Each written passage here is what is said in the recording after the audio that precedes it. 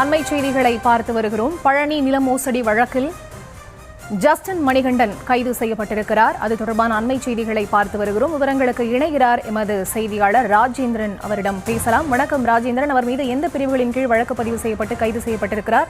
விவரங்கள். வணக்கம். பழனி அருள்மிகு தண்டாயுதபாணி சுவாமி திருக்கோவிலுக்கு சொந்தமான நிலம், அதாவது தண்டபாணி மடத்துக்கு சொந்தமான நிலமானது மணியக்காரர் என்பதால் வழங்கப்பட்டது. இந்த நிலம் 100 கோடி ரூபாய் சந்தை மதிப்பு கொண்டது. இந்த இடத்தை முறைகேடாக பதிவு செய்ததாக பழனி அப்போது சார்பதிவாளராக இருந்த ஜஸ்டின் மணிகண்டன் நிலத்தை விற்றதாக கூறப்பட்ட சேதுபதி உள்ளிட்ட பல்வேறு மீது வழக்கு பதிவு செய்யப்பட்டது. இந்த வழக்கு தமிழ்நாடு காவல்துறையிடமிருந்து சிபிசிஐடி போலீசாருக்கு மாற்றப்பட்டது. தொடர்ந்து நில மோசடி, கூட்டு சதி உள்ளிட்ட பல்வேறு பிரிவுகளின் கீழ் வழக்கு பதிவு சிபிசிஐடி போலீசார் வழக்கு பதிவு செய்து வந்தனர்.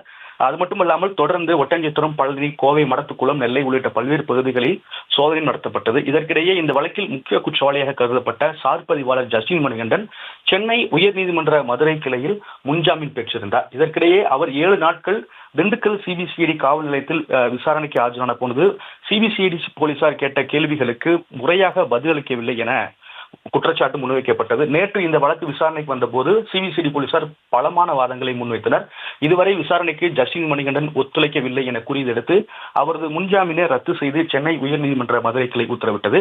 இதையடுத்து ஜஸ்டின் மணிகண்டன் தலைமறைவாகி இருந்தார். இந்த நிலையில் கொடைக்கானல் மேல்மலை பகுதி, அதாவது தேனி, கொடைக்கானல் மற்றும் கேரளா பகுதிகளில் அந்த எல்லை பகுதியில் அவர் மறைந்திருப்பதாக தகவல் கிடைத்ததை அடுத்து சிபிசிஐடி போலீசார் அவரை கைது செய்திருப்பதாக தகவல் வெளியாகி இருக்கிறது.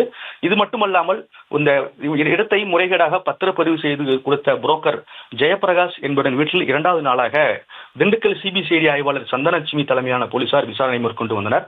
அவரது உறவினர்கள், மனைவி உள்ளிட்டோரும் விசாரணை நடைபெற்று வரும் நிலையில் தற்போது ஜஸ்டின் மணிகண்டன் கைது செய்யப்பட்டிருப்பதாக தகவல் வெளியாகி இருக்கிறது.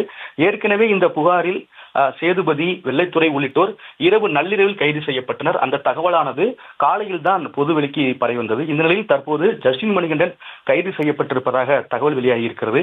மேலும் ஜெயபிரகாஷும் விரைவில் கைது செய்யப்படலாம் என்ற தகவலும் சிபிசிஐடி வட்டாரங்களில் உலாவுகிறது.